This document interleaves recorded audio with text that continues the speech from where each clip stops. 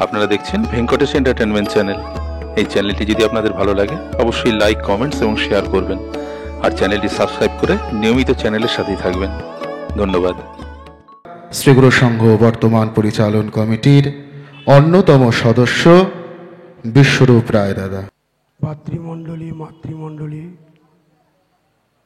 এবং আমাদের প্রতিবেশী বৃন্দ সবাইকেই শ্রীগুরু জয় সম্ভাষণ জানিয়ে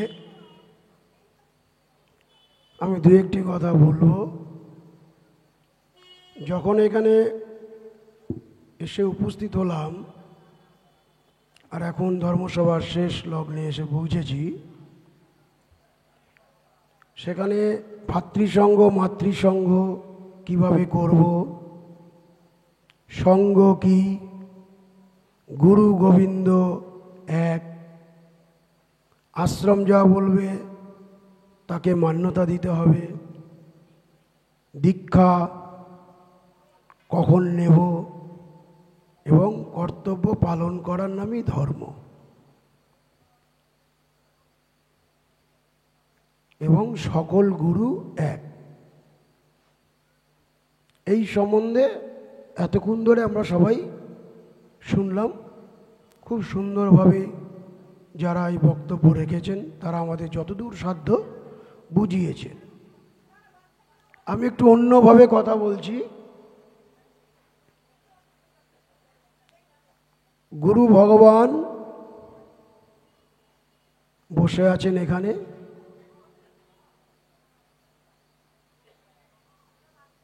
গুরু ভগবান সব জায়গায় বসে আছেন, সব জায়গায় বিরাজমান।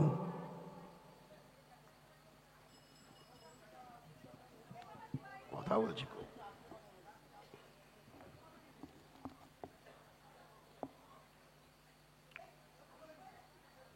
আর আমরা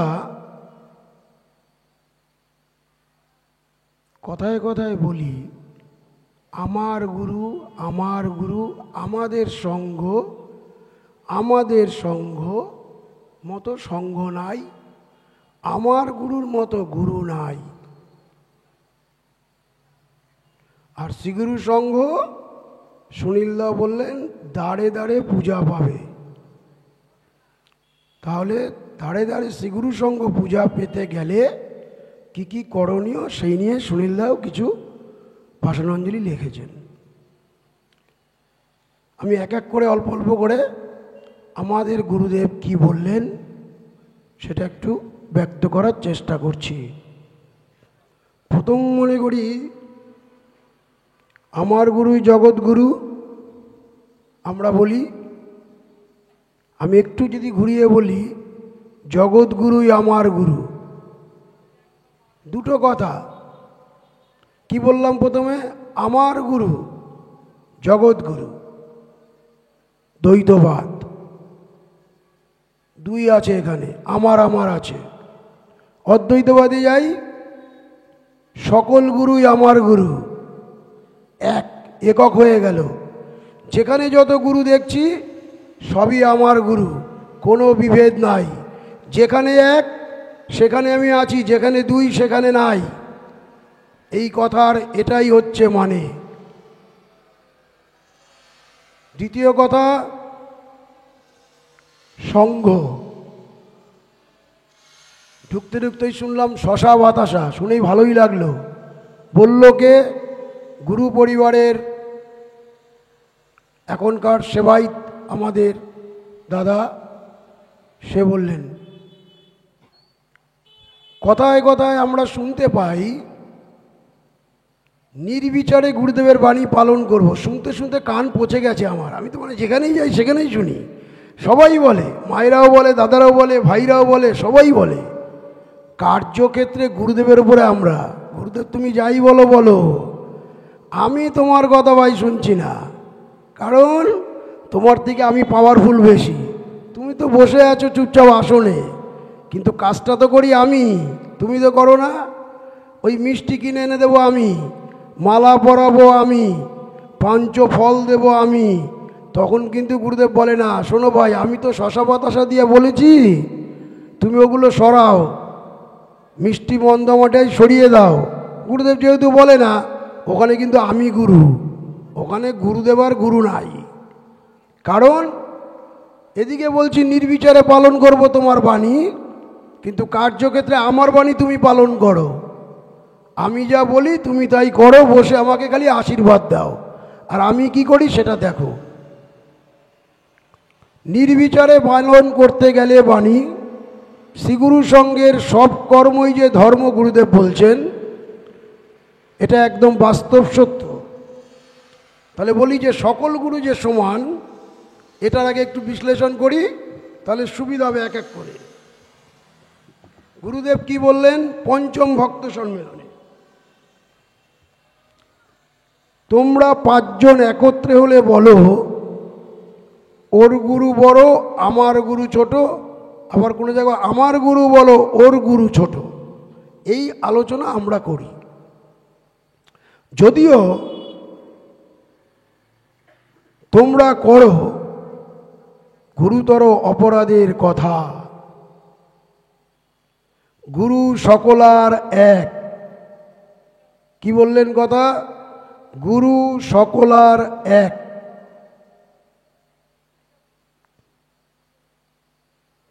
গুরু কারো একা নয়। গুরু জগতের জন্য এসেছেন। গুরুর মধ্যে ভগবানের বিকাশ। ভগবান গুরুরূপে ঘরে ঘরে আংশিকভাবেতে গুরু শিক্ষা দিয়ে থাকেন। একথা ভগবতে স্পষ্ট প্রমাণ আছে। সুতরাং মানুষ রূপে যে গুরু যেখানেই যে থাকুক না কেন, তোমরা কাউকে ছোট বলবে না। প্রথম গুরুদেব কি বললেন? সকল গুরু এক। প্রথমে কি বললাম? আমরা বলি মৎগুরু জগৎগুরু। এই কথাটা যদি আমি একটু উল্টে দিই, জগৎগুরুই মৎগুরু, জগতের যত গুরু আছে সবই আমার গুরু, তাহলে কোনো দিন গণ্ডগোল হবে না। এটাই ভগবান আমাদের শিক্ষা দিলেন। এক। দ্বিতীয়, সঙ্ঘ। সঙ্ঘটা কার? গুরুদেবের। এটাকে যদি আমি স্কুল ধরি, আজকে যদি সাউথ পয়েন্টে আপনার বাচ্চাদের পড়ান হয়তো, বা এখানের কোনো স্কুলে যদি আপনার বাচ্চাকে পড়ান, তাহলে আপনারা কিন্তু স্কুলের যে যে নিয়ম আছে, ড্রেস থেকে শুরু করে, বই থেকে শুরু করে, টাইম থেকে শুরু থেকে সব কটা কিন্তু আপনি মেনটেন করেন পুঙ্খানুপুঙ্খানুরূপে। কিন্তু দুর্গাপ্রসন্ন পরমহংসদেবের স্কুলে যে যে নিয়ম দিয়ে গেল, আমরা কিন্তু সেইটা না মেনটেন করে আমাদের মতো করে স্কুলটাকে তৈরি করেছি। তাহলে কি আর সেই স্কুল থাকে? সেখান থেকে যে শিক্ষা পাই, সেই শিক্ষা পেলে কি আর আমরা মানুষ হতে পারি? তাই আমাদের দুঃখ কষ্ট আমরাই টেনে এনেছি। দুঃখের আর কিছু নাই, এটা সুখেরই দিন। কারণ আমরা মুখে বলছি যে বিভীষিকা, শ্রীগুরুর সঙ্গে লোক তৈরি হচ্ছে না, শ্রীগুরুর সঙ্গে সব হচ্ছে। কে বলে হচ্ছে না? শ্রীগুরুর সঙ্গে তো সর্বব্যাপী। এই যত জায়গায় ধর্ম হচ্ছে সব শ্রীগুরুর সঙ্গেরই ধর্ম।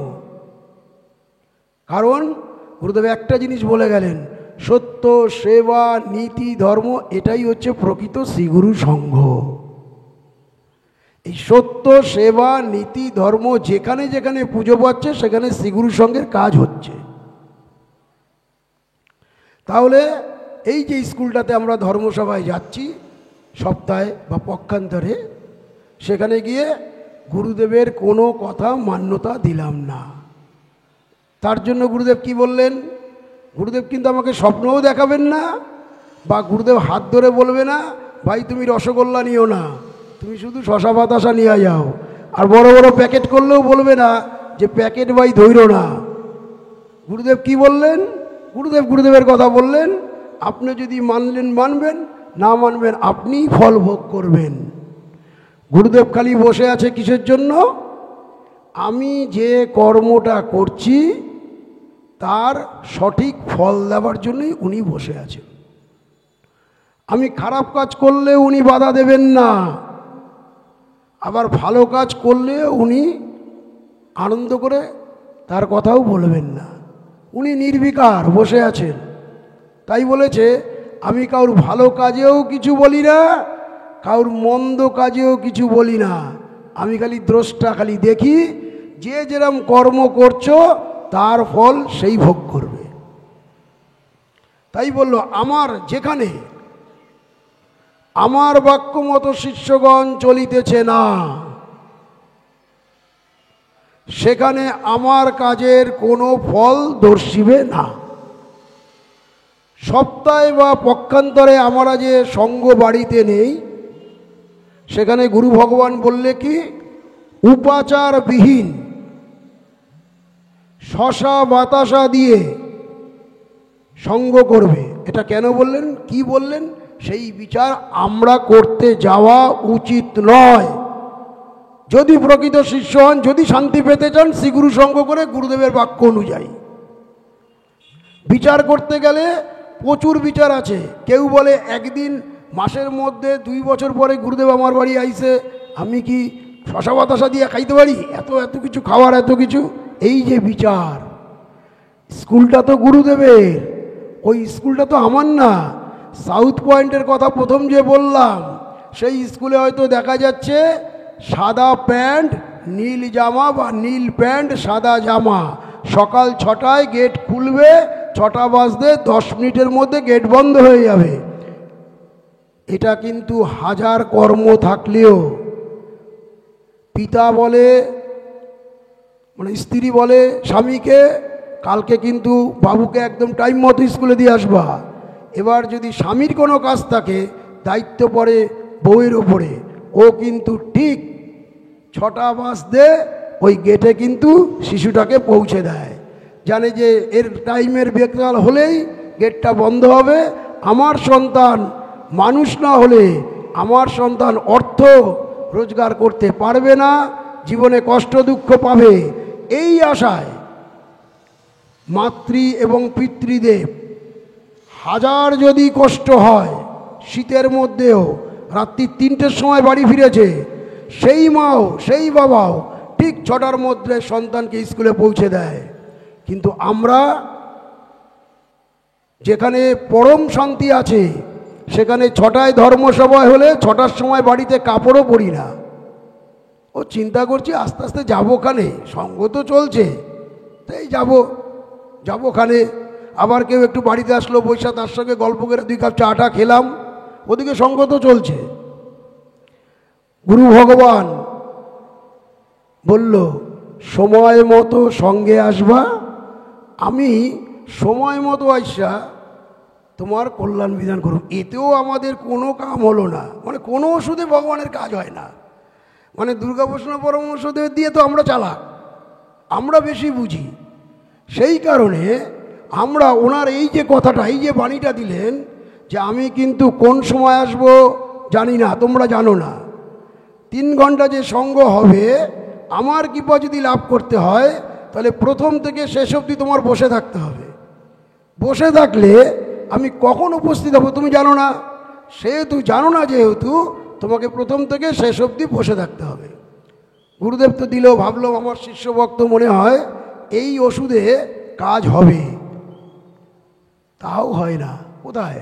ওষুধ তো দিয়েছে উনি, আমরা তো শুনি গুরুদেব সময় মতো এসে আমাদের কল্যাণ বিধান কইরা চলে যাবে। এবার যদি বলুন তো, প্রার্থনা ধরলেন, গুরুদেব উপস্থিত, কল্যাণ বিধান করে চলে গেল। তারপরে যারা বসে থাকে, তারপরে যে নাম গান হয়, যে গুরু কথা হয়, সেখানে গুরু থাকে না।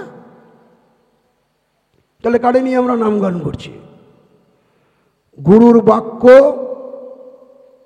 হচ্ছে শিক্ষা, গুরুর বাক্য হচ্ছে জ্ঞান, আর গুরুর বাক্য নির্বিচারে পালন করা শিষ্যের কর্তব্য। এটা মুখে বলছি, কার্যক্ষেত্রে এই শশা বাতাসা গুরুদেব যে বললেন, যারা প্রকৃত শিষ্য হবেন তারা মন প্রাণ দিয়ে এটাকে রক্ষা করার চেষ্টা করুন। তাইলেই আপনি ধর্ম করলেন, মানে গুরু বাক্য পালন করলেন, গুরুপিত হলেন, গুরুকে ভালোবাসা হলো। আমার কি হলো দেখার দরকার নেই। আমি যদি কুড়ে ঘরে থাকি, দেখা গেল কুড়ে ঘরের চালটা উড়ে গেছে, তাও ভালো, কিন্তু আমি গুরুবাক্য পালন করে যাব। ওই গুরুবাক্য পালন করছি বলেই আশা নেব যে কুড়ে ঘরের চালটা 3 তলা ছাদ হবে। তাহলে নিষ্কাম কর্ম হলো না, গুরুবাক্য পালন করাও হলো না। আমরা কি করি? শশা বাতাসার জায়গায় প্রচুর উপাচার এনে আমরা আমাদের নিজের মনকে তৃপ্ত করি, তাতে কিন্তু গুরুবাক্য পালন করা হলো না। তারও একটা বাণী বলে যাই, নিজের আনন্দের জন্য ত্যাগী সদ্গুরুকে বিষয় ভোগ করাইতে চাইবা না। কি বললেন? নিজের আনন্দের জন্য, এই সময় বলিস ভাই, ত্যাগী সদ্গুরুর বিষয় ভোগ করাইতে চাইবা না। গৌরাঙ্গদেবকে তার জনৈক ভক্ত বিষয় ভোগ করাইতে চাইছিলেন। তিনি বলেছিলেন, আমি সন্ন্যাসী, জগন্নাথ আমাকে বিষয় ভোগ করাইতে চায়, কারণ উহাতেও নিজে আনন্দ পায়। ইহাতে যে একটা কুদৃষ্টান্ত স্থাপন করা হইতেছে, তাহা উনি মনে আসে না। তাহলে আমরা শিষ্য ভক্তরা গুরুর বাক্যে মান্যতা না দিয়ে, এই যে সুনীলদা বলল ছোটবেলার থেকে সঙ্গে নিয়ে আসতে হবে, আমি নিজেই সঙ্গে এসে মানুষ হতে পারলাম না, গুরু বাক্য পালন করলাম না। আমি আমার সন্তানকে হাত ধরে নিয়ে আসলেও হবে না। আগে শিক্ষা হয় বাড়িতে। ছোট্টবেলায় যে সন্তানটি হয়, প্রথম মা আর বাবাই হচ্ছে প্রথম গুরু। কেন বলে? তার কাছ থেকেই চলা, খাওয়া, হাঁটা সব শেখে। জাগতিক জ্ঞানটা আমার মা বাবারাই দেয়, আধ্যাত্মিক জ্ঞানটা আমার গুরু দেয়। তাই গুরু হচ্ছে পিতা মাতার থেকেও বড়। আপনারা যারা এখানে আছেন, যার যার সঙ্গে এই গুরু বাণীটা প্রতিষ্ঠাতা করতে পারেননি, জোরপূর্বক করুন। গুরুর জন্য লড়াই করুন, গুরু বাক্যের জন্য লড়াই করুন। গুরু যখন বলেছে শশা বাতাসা, তাহলে শশা বাতাসাই দেবো। আমার কোটি টাকার মালিক হলে আমি শশা বাতাসাই সেদিন দেব। আর যদি গুরু আবার বলেছে একজন শিষ্যকে সেবা করালে 10 জন ব্রাহ্মণের ফল হয়, খুব ভালো কথা। আমরা কি করলাম? নিজে এত চালাক, ওই কথাটাকেই আবার সঙ্গের মধ্যে ঢুকিয়ে এনে বলি যে আমরা, গুরুদেব বলছে একজন গুরু ভাইরে সেবা করেন 10 জন। এত গুরু ভাই কোথায় পাবো আমরা? কোনোদিন দেখেছেন গুরু ভাইদের ডেকেছেন পঞ্চব্যঞ্জন রান্না করে গুরু বাড়িতে ডাকিয়ে? তো কোন গুরু ভাই আসে না দেখবো আমরা? সঙ্গে যদি 30 জন আসে, ওই নেমন্তন্নায় 100 জন আসবে, আসবেই আসবে। সেদিন পেট পুড়িয়ে গুরু ভাইদের খাওয়ান, গুরুদেব কোথায়ও গুরু বাক্য লঙ্ঘন হবে না। কিন্তু সঙ্গের দিন উনি যা বলেছেন, কোনো 5 ফল দেওয়া যাবে না, কোনো আড়ম্বর করা যাবে না, শুধু নিবেদন। এই পূজা মানেও কিন্তু এই যে দক্ষিণা, ওই দক্ষিণা করে নাম গোত্র দিয়ে, এটাও করা যাবে না। এই দক্ষিণা মানে একটা পাঠ শেষ। সেটা কি পাঠ? ওই যে প্রার্থনা এসে ধরবেন, তার মধ্যে গুরু পূজা শেষ হয়ে যাবে। খালি একটু নিবেদন। এই যে প্রার্থনার পরে যে পাঠটা শেষ হলো, গুরুদেব সেইটাকে বলেছে দক্ষিণা করো। এই দক্ষিণাটা শেষ হওয়ার পরে এবার বৈঠক করে হিংসা, দেশ, পরনিন্দা ত্যাগপূর্বক যে যে আমাদের অনুষ্ঠান আছে সেইটা করতে হবে। করার সময়ে কোনো বাজে আলোচনা, পাশে পাশে কোনো কথা বলা চলবে না। ওইখানেই মনোনিবেশ করতে হবে। ওখানে যে গুরু কথা হবে, যে শাস্ত্রীয় কথা হবে, সেইটাকে পাথেয় করে নিয়ে 1 সপ্তাহ বসে সেইটা বাড়িতে অধ্যয়ন করতে হবে। সেই অধ্যয়ন করে পরের সঙ্গে আসতে হবে, কে কতটা উন্নতি করতে পারলেন সেই ভাব বিনিময়, সেই সঙ্গে করে আস্তে আস্তে মানুষ তৈরি হতে হবে। ওর জন্যই গুরুদেব সঙ্গ করেছে, সঙ্গে কোনো সেবার কাজ গুরুদেব দেয়নি। এই সেবাটা হচ্ছে মনের সেবা, এইটা ওই বস্তু জিনিস দিয়ে সেবার কথা ভগবান বলেনি। তাই আরও কথা ছিল সঙ্গ সম্বন্ধে, টাইম সবার 10-15 মিনিট, আমি বেশি সময় নিতে পারি না।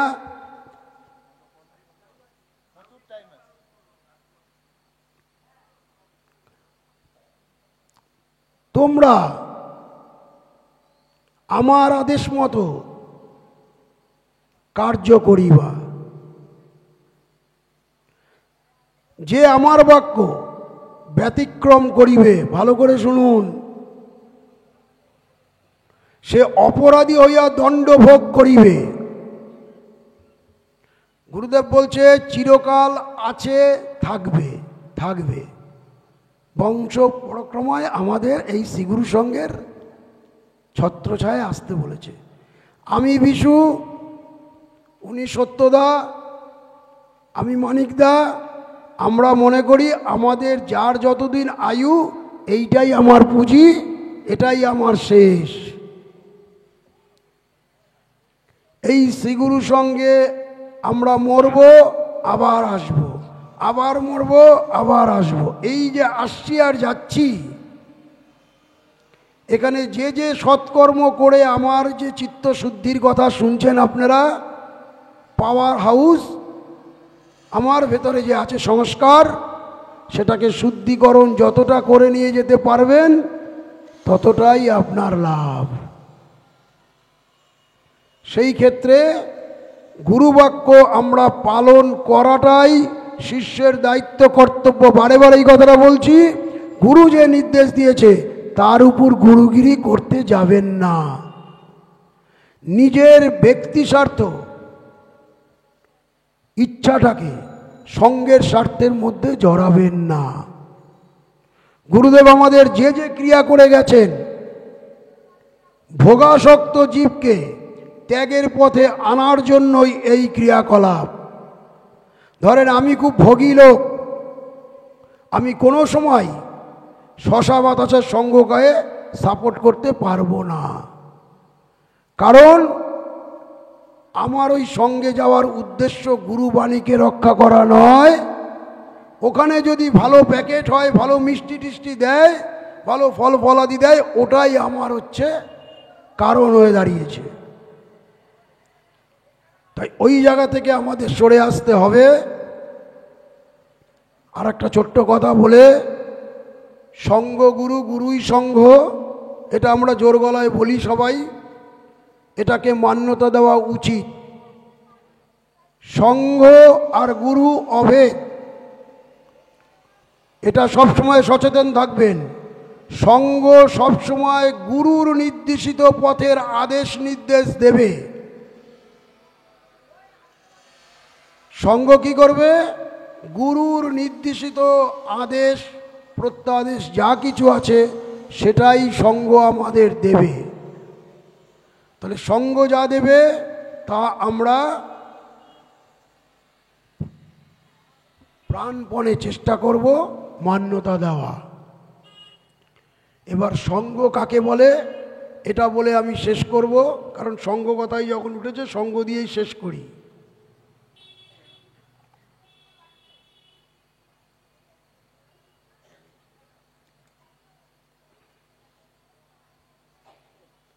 আর একটা গুরুবাণী বলে নি, তাহলে সুবিধা হবে। এটা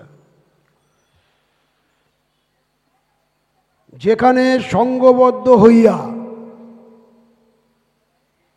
আমার উপাসনা করিবে এবং আমার বাক্য নির্বিচারে পালন করিবে, সেখানে আমি আবির্ভূত হইয়া তাহাদের সকল বিঘ্ন হরণ করিয়া শান্তিদান করিব। কি বলল? যেখানে সঙ্গবদ্ধ হয়ে, ধরেন ভাতৃসঙ্গ মাতৃসঙ্গ যেখানে আমরা করছি, যে উপাসনা আমরা করছি, সেখানে আমার বাক্য নির্বিচারে, এই যে বলছে নির্বিচারে বিচার করা যাবে না, পালন করবে, সেখানে আমি আবির্ভূত হব। দেখুন গুরুদেব কিন্তু প্রতি মুহূর্তে কন্ডিশন দিচ্ছেন। আমরা বলি কাঙালের ঠাকুর, দয়ালের ঠাকুর, একদম ঠিক। কাঙাল দয়ালের থেকে প্রচুর কঠিন উনি, আমরা বুঝতে পারছি না। একটা জায়গায়ও উনি কঠিন, খুব সহজ। আমি দেখে অনেক সব জায়গায় কঠিন, উনি কঠিন থেকেও কঠিন, কিন্তু যখন বলছে বাণীগুলো একদম জলের মতো সরল। দেখেন আমরা যদি গুরুদেব কাঙালেরই ঠাকুর, একদম ঠিক, গুরুদেব কাঙালেরও ঠাকুর, বড়লোকের ঠাকুর, সবারই ঠাকুর। ঠাকুর ছাড়া জগতে কিছু নাই। কিন্তু এই যে সরলভাবে যদি আমরা তার বাণীকে মান্যতা দিতে না পারি, তাহলে কোনো যে কাজ হচ্ছে না আমরা নিজেরাই বুঝতে পারছি। ভাইয়ে ভাইয়ে মিল নাই, সঙ্গে তো আনন্দের জিনিস, তাই না? যেখানে আনন্দ সেখানে ভগবান। তাহলে সব কিছু ছেড়ে সঙ্গে এসছি, এখানে তো খুব আনন্দে বাস করব, সেটা করতে পারছি না একটাই কারণ, ব্যক্তি স্বার্থটা ত্যাগ করতে পারছি না। আজকের দিয়ে শুরু করুন, এখন থেকেই শুরু করুন যে আমার গুরু ভগবান যা বলেছে তার কথার বাইরে আমি যাব না। এই যে মানিক সোনা কিছুক্ষণ আগে বললো না যে আমি একটা জিনিস চিন্তা করছি, আমার মধ্যেই অনেক রকম ব্যাপার হচ্ছে, রঞ্জিতাকে কি করে গাড়িতে নেব। মানিক এটা ঘটে গেল, মানিক খুব আনন্দ পেল যে প্রভু আমার কি পাবান, কি দয়াল, প্রভু আমার কথা শুনেছেন, একদম ঠিক। এই মানিক সোনারই আবার দেখা যাবে হাজার কেঁদেও বিপদের দিন গুরু তার কাছে নাই, মানে ঘটনাটা ঘটলো না, ওটাও গুরুর কৃপা, ওটাতেও আনন্দ পেতে হবে মানিক সোনার। এই যে আজকে যে অনুভব করলো আনন্দটা, ওটাতেও মানিক সোনার আনন্দ অনুভব করতে হবে। সেদিনই বোঝা যাবে গুরুদেবের এই খেলাটা যে গুরুই করছেন, প্রভুই সব করছেন, সেদিনই এই বাণীর সার্থকতা হবে। যখন দুয়ে দুয়ে চার হয় খুব আনন্দ পাই, যখন দুয়ে দুয়ে চার না হয়ে 3, 1.5, সাড়ে হয়, তখন বিচার হয় গুরুদেব এটা করতে পারতো, কেন করলো না, কি যে করলো না, গুরুদেব একটু কি এটা করতে পারতো, এরকম নানা প্রশ্ন। একজনের কাছে বোধ হয় গুরুদেব তো আমি এমন তো কোনো ক্ষতি করি নাই, কাউকে তো পাড়া প্রতিবেশীকে কোনোদিনও কোনো খারাপ কথাও বলি নাই, গুরুদেব এইটা আমারে কেন দিল, কেন করলো, ওই বিচার, বিশ্বাসটা আমাদের চলে গেছে। তাহলে ওই যে বললাম ভগবানের কথা শুনতে সরল, মানতে গেলে বুঝতে হবে। ভগবানের কথা মানার চেষ্টা করুন, জানুন কম, মানতে গেলে জানতেই পারবেন, আর জানতে গেলে মানতে পারবেন না। মানাতে চলুন। কি বলেছে দুর্গাপ্রসাদ পরমহংসদেব, টাইম মতো যেতে বলেছে, সঙ্গে চললাম টাইম মতো, কি হবে না হবে দেখার দরকার নেই। এই যে মানা শুরু করলেন না, ভগবান আপনার ভিতরে আস্তে আস্তে জ্ঞানের আলো দেওয়া শুরু করলো। আর আপনি যদি সঙ্গে গুরুদেব বললো 6টায় যাইতে, আপনি বিচার করছেন ও যাই, এখন তো ওরা একটু কথা মতা কবে, ওই প্রার্থনা হবে, হইতে দাঁড়াইতে ভাল লাগে না, ওই কি ভবসাগর তারণো কারণও, ও রোজই করি, ও বুঝিও না, আর ওই ঘন্টার পর ঘন্টা ভালো লাগে না। ওই লাস্টে একটু যাবো, আরতি হবে, তখন ওই একটা নামের সুর থাকে, সুর মানে ব্রহ্ম, ওই সুরের মধ্যে আমার মধ্যে একটা সংযোগ হয়, তখন 2 ফোঁটা চোখের জল পড়ে, এই বেশ একটু হাত তুলে নাচগান করলাম, নাচলাম, আনন্দ পেলাম, দে ভাই প্রসাদ দিয়ে বাড়ি যাই। কিন্তু ওই প্রার্থনা দ্বারা ভবসাগর তারণ কারণ হয়ে রবিনন্দন বন্ধন, সে কী রবিনন্দন কী বন্ধন আমার বোঝার দরকার নাই। ভবরোগ ও বিকার ও বৈনাকশকে বলছি, যেই এই কথাটা বলে অনেকে দিকে হাত বোলায়, ভবরোগ বলেছে তো যে আমার রোগ টোগ যাতে একটু ভাই সুস্থ করে দাও, অ্যাকচুয়ালি তা না। ওই ভবরোগ মানে গুরুদেবকে বলছি আমরা, গুরুদেব এই আমার করাটা থেকে আমাকে রেহাই দাও। ওর জন্য গুরুদেব কাঁদতে বলেছে, ওখানে প্রার্থনা করতে বলেছে, কোনো কিছু চাইতে বলে নাই, এটা প্রার্থনা জানাতে বলেছে। আমি যদি প্রার্থনা করে চাই তাহলেই সকাম কর্ম হয়ে গেল। আমি খালি প্রভুর, এই যে মানিকদা বলল, প্রভু খালি যা বলেছে তা খালি মেনে যাও। এবার সঙ্গ কাকে বলে বলে এ কথা বলতে শুরু করলে অনেকক্ষণ সময় লাগবে, তো এখন সময় একটু কম, তাই এটা বলে শেষ করছি। সকলের শক্তি একত্রে হইলে যে কাজ অতীব তুচ্ছ। কি বলল? সকলের শক্তি একত্র হইলে যে কাজ অতি তুচ্ছ। এই যে সুনীলদারা কর্মী নিয়ে আশ্রমে যায়, আমরা খালি অর্ডার দিই, ও সুনীলদা আমার এই কাজটা করে দাও তো। কাজটা করে সুনীলদাদের কর্মীরা, কর্মী ভাই যারা যায়। এই যে একত্রে হয়ে ওরা কাজটা করে, ওদের কাছে নস্যি, ওদের কাছে কোনো কষ্ট নাই। ওরা মহা আনন্দে বালতি নিয়ে দৌড়ে দৌড়ে, মানে আপনি গেলে তো পড়েই যাবেন, ওরা বালতি নিয়ে দৌড়ে দৌড়ে কাজ করে যাচ্ছে। এই যে একত্রে মিলে, এই যে এতগুলো লোক একসঙ্গে এক শক্তিতে 2000, 5000, 10,000 লোক খেয়ে যাচ্ছে, এদের ক্লান্তি নাই, খাওয়ার লোকদের ক্লান্তি। ওই যে দাঁড়িয়ে আছে একটু, ওতে বিরক্ত, এদের দিতে বিরক্ত নাই। এইটা হচ্ছে, তাই বলল সকলে শক্তি একত্র হইলে যে কাজ অতীব তুচ্ছ, একা করিতে হইলে তাহা নিদারুণ ক্লেশকর। তাই গুরুদেবের সঙ্গ আমাদের করলেন। এই জন্যই তো মানুষ সঙ্গ শক্তির শরণাপন্ন হয়। সঙ্গ কি শুধু লোক দেখাবার জন্য, না স্লোগান দেবার জন্য? সৎ কাজের অনুশীলনের যৌথ ত্যাগ, সৎ কাজের অনুশীলনের যৌথ ত্যাগ। এই যে বললাম ভাতৃসঙ্গে মাতৃসঙ্গে গিয়ে যে কথাগুলো বলল, সেই কথার জন্য যে ত্যাগ দরকার। কি ত্যাগ দরকার? আমার আড্ডা বন্ধ করে দিয়ে, আমার ওই দিন সঙ্গ আছে মানে আমি কোনো কাজ, সব কাজ বন্ধ করে দিয়ে, ফোনের সুইচ পর্যন্ত অফ করে দিয়ে আমি ওনার সঙ্গে যুক্ত ওই 3 ঘন্টা। ওই 3 ঘন্টা জগতের কেউ আমাকে পাবে না ভাই। কিন্তু আমরা কি করি? করি না। ফোন চালু থাকে, সঙ্গের মধ্যেও ফোন আসলে এই আমি এখন সঙ্গে আছি, রাখ। তাহলে আমার গুরুর সঙ্গে এসেও যে আমার রক্ষাকর্তা, এটা যদি এখন আমি বলি, বলবেন দাদা আপনি তো বড় বড় কথা বলেন। আমার বাড়িতে একজন রুগী আছে, আমার একজন হসপিটালে, আমার এক পার্টি ফোন করবে, আমার নানা যোগাযোগ সব কিছু ফোনের মধ্যে আছে, আমারে ফোন করবে, আমার সব রক্ষা করে শ্রীগুরু সঙ্গ। কিন্তু যদি আমি গুরুবাক্যকে প্রাধান্য দিই, তাহলে সবাইকে কন্ট্যাক্ট করে বলে দেব যে রোববার 6টা থেকে 9টা অবধি ভাই আমাকে কিন্তু কোনো কাজে পাবি না। এটাও গুরুবাক্য পালন করার জন্য আমার যদি সৎ চেষ্টা থাকে করা যায়। ফোন আমি নেব না। তাতে যদি দুঃখ যায় গুরুদেব দেবে, যদি আমার টাকার সংযোগের কোনো কাজ থাকে, যদি যায় যাবে, আমার বাড়ির যদি কোনো বিপদ হয় হবে। এই বিশ্বাস নিয়ে যদি প্রভুর কাছে কোনোদিন আপনারা আসেন, যদি প্রভু করায় সেটাও ওনার ইচ্ছা হয়েছে, যদি না করায় সেটাও হয়েছে, কোনো দোষ আমি প্রভুকে দেব না। তাই বলে যৌথ ত্যাগ, যৌথ সেবা, যৌথ প্রয়াস নিশ্চিত লাভজনক অবলম্বন।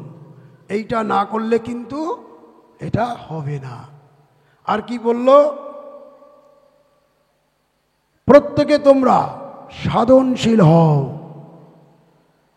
এই আমরা যদি ধর্মসভায় এসে মাতৃসঙ্গে ভাতৃসঙ্গে গিয়ে যদি মানুষই না হতে পারলাম, তাহলে যাওয়া তো বৃথা হচ্ছে।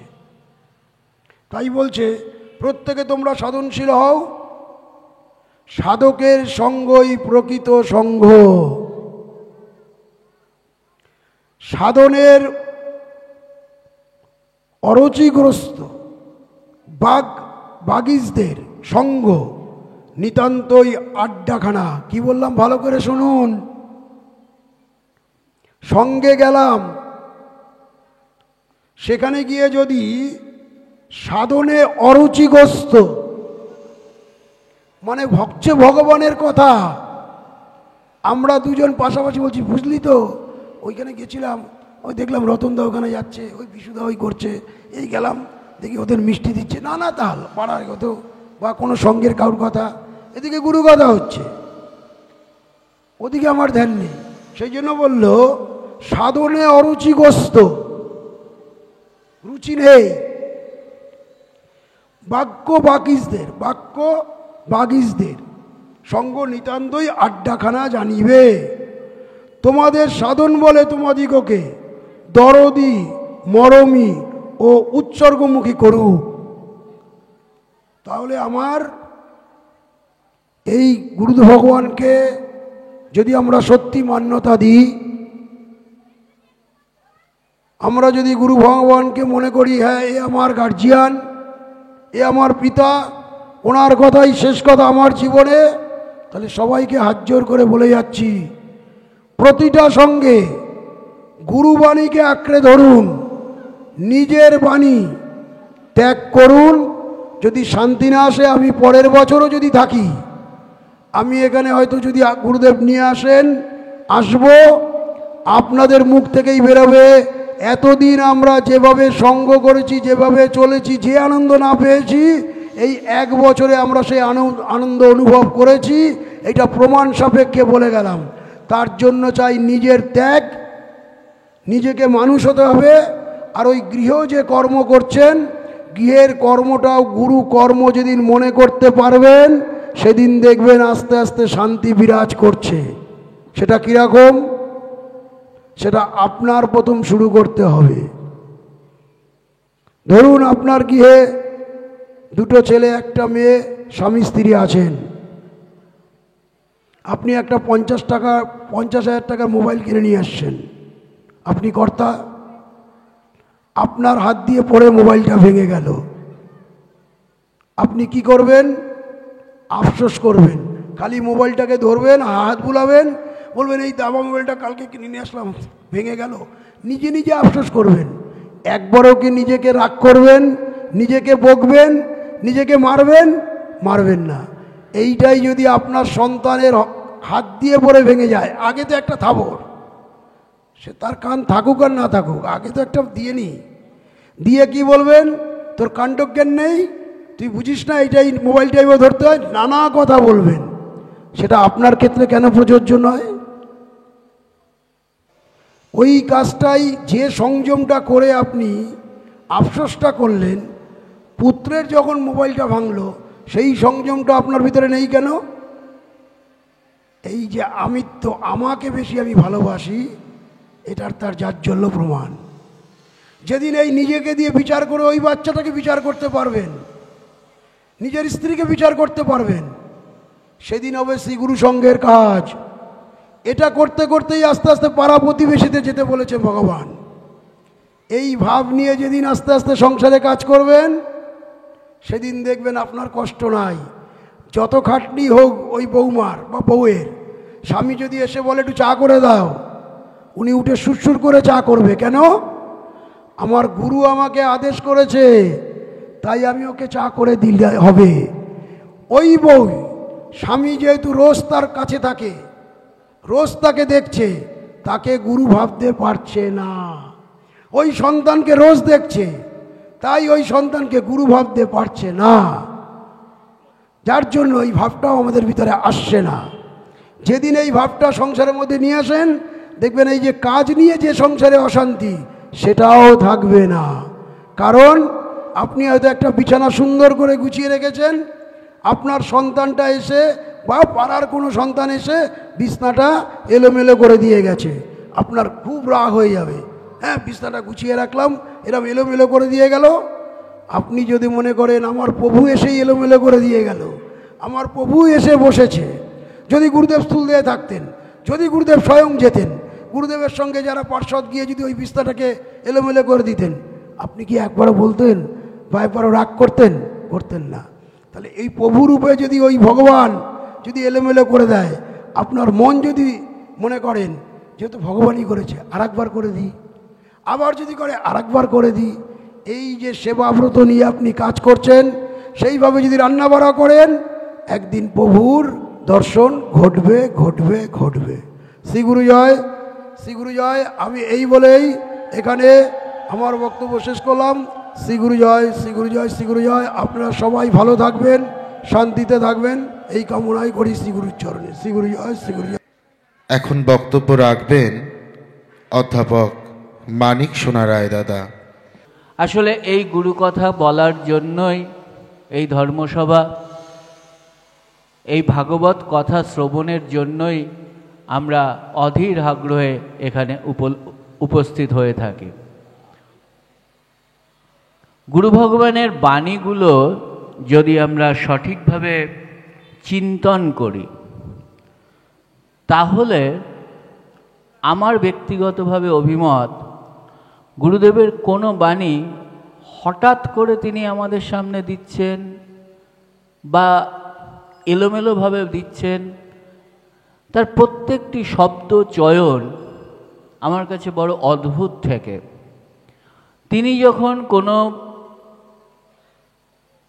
বক্তব্য তিনি রাখছেন বা অভিভাষণ তিনি দিচ্ছেন, অথবা যদি কাউকে চিঠি লিখছেন, তিনি তার প্রত্যেকটি শব্দ তুত পরম আনন্দের মেলা, শান্তি রসে ভরপুর। কি সুন্দর কথা!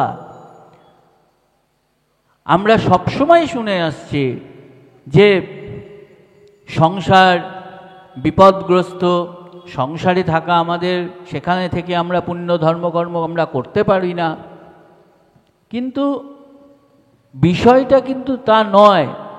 আমি যদি সংযমী হয়ে থাকতে পারি, কিসে সংযম? আহারে সংযম, বিহারে সংযম, অর্থাৎ আমার খাদ্যে সংযম থাকবে, আমার পোশাক পরিচ্ছদ বা চলাফেরায় আমার সংযম থাকবে। আর কিসে সংযম থাকবে? বাক্যে সংযম থাকবে। আমি যাকে তাকে অপমান করে কোনো একটা কথা বলতে পারি না, এমন কোনো কথা বলতে পারি না যে কথায় তিনি আঘাত পান। প্রথম কথা, শাস্ত্রের একটাই কথা, যে কথার মাঝে তব কথা নাই, সে কথা মোরে শোনাইও না। সমস্ত কথার মধ্যে যেন প্রভুর কথা থাকে। প্রভু কি বলছেন, কিভাবে আমাদের চলতে বলছেন, কি খেতে বলছেন, কি আমাদের খেতে না করছেন, ইত্যাদি সমস্ত বিষয়গুলোকে আমি যদি হৃদয়ঙ্গম করতে পারি এবং সেগুলো যদি জীবনে আমি প্রতিফলিত করতে পারি, তাহলে কিন্তু এই সংসার পবিত্র অর্থেই আনন্দের মেলা, শান্তিরসে ভরপুর সংসারে আমি জীবনযাপন করব। বারবার তিনি আমাদেরকে বারবার তিনি বলছেন, আসলে আমরা এখানেও যে আসছি, এখানে যে এসছি মূলত ধর্মমুখী হওয়ার জন্য। এই ধর্ম জিনিসটা কি? খায় না মাথায় মাখে? গুরুদেব বলছেন ধর্মটা কি না, ধর্ম হলো কর্তব্য রক্ষা করা। কি সুন্দর কথা! দেখুন, এই কর্তব্য রক্ষা করব, এই মানসিকতাই কিন্তু অর্জুনের ছিল না। তার কর্তব্য সম্পর্কে সে অচেতন ছিল বলেই সনাতন ধর্মে একটা দিগন্তকারী আবিষ্কার হয়েছিল শ্রীমদ্ ভাগবত গীতা। প্রথম অধ্যায় বাদ দিয়ে দ্বিতীয় অধ্যায় থেকে শুরু করে 18টি অধ্যায় আমাদেরকে তিনি বারংবার বোঝাচ্ছেন যে কর্তব্য কী জিনিস, কিভাবে আমাদের কর্তব্য পালন করা উচিত। এই কর্তব্য যদি সম্পর্কে আমি অবচেতন থাকি, অচেতন থাকি, তাহলে কিন্তু আমি প্রকৃত অর্থে ধর্ম রক্ষা করতে পারবো না। শ্রীমদ্ ভাগবত গীতার একটা উল্লেখযোগ্য বৈশিষ্ট্য হলো, এই গীতা শুরু হয় একজন অধার্মিক ব্যক্তিকে দিয়ে। তিনি কে? অধার্মিক এই কারণে বললাম, যার সন্তানের প্রতি অপত্য স্নেহ ছিল। তার সন্তান কখনো ভুল করতে পারে না, এই ধারণা তার মধ্যে বদ্ধমূল। এর ধারণার পাশাপাশি তার অবচেতন মনে আরেকটি ধারণা ছিল যে অন্যরা ভুল করতে পারে, অর্থাৎ পাণ্ডুরা বা পাণ্ডব